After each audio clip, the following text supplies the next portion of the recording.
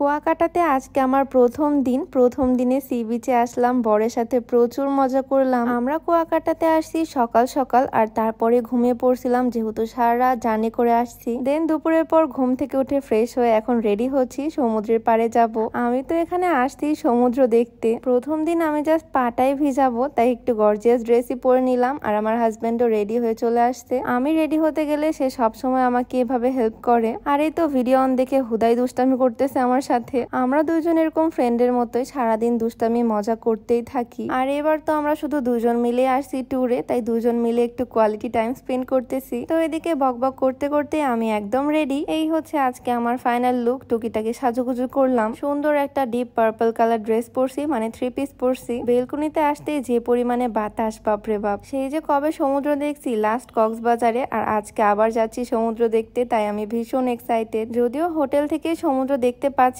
But আমি C বিচে যাওয়ার জন্য বেশি এক্সাইটেড। আমরা আসার পর থেকে মেঘলা ওয়েদারই দেখতেছি, দেখো কি পরিমাণে বাতাস। এই হোটেল থেকে সি বিচ খুব একটা দূরে না, তাই দুজন হেঁটে হেঁটেই যাচ্ছি। আর আজকে কিন্তু আমরা দুপুরেও খাওয়া দাওয়া করিনি, তাই ভাবলাম সমুদ্র দেখার আগে একটু খেয়ে দিয়ে যাই বিচে। খোদার ঠেলায় সে তো শুধু সাদা ভাতই খাওয়া শুরু করে দিচ্ছে। আমি ভাবছিলাম একদম সমুদ্র দেখে খাওয়া দাওয়া করে হোটেলে উঠবো, কারণ আমার আর তর সহ্য হচ্ছে না কখন যাবো সি বিচে, সেটার অপেক্ষাতে আছি। কোন রকম খাওয়া দাওয়া করে দৌড়াতে দৌড়াতে এখন যাচ্ছি সি বিচের দিকে। এখানে আমি আশেপাশে আনারকলি ফল অনেক খুঁজলাম, কিন্তু পেলাম না। দেন বুঝলাম এই জায়গাতে আনারকলি ফল পাওয়া যাবে না, তাই কদবেল নিয়ে খাচ্ছি। আর দেখতে দেখতে ফাইনালি চলেই আসলাম সমুদ্রের কাছে। তাকালেই তো আমার চোখ জুড়িয়ে যাচ্ছে এই বিশাল সমুদ্রের দিকে। আমি তো এক দৌড় দিয়ে চলে আসছি একদম পানির কাছে। সমুদ্র আমার কাছে এত ভালো লাগে কেন আমি বুঝি না। অনেকেই বলে সমুদ্র থেকে নাকি পাহাড় বেশি ভালো লাগে, বাট আমার কাছে সবচেয়ে বেস্ট হচ্ছে এই সমুদ্র। এই সমুদ্রের বিশালতা, একদম জান শান্তি করা বাতাস, সবকিছুই ভীষণ ভালো লাগে। আর এই কুয়াকাটা সি বিচটা অনেকটাই ফাঁকা ফাঁকা, সেই জন্য আরো বেশি ভালো লাগতেছে। ড্রোন ফ্লাই করা হলো, দেখো জাস্ট ক্লিপ গুলো কি পরিমাণে সুন্দর জায়গাটা।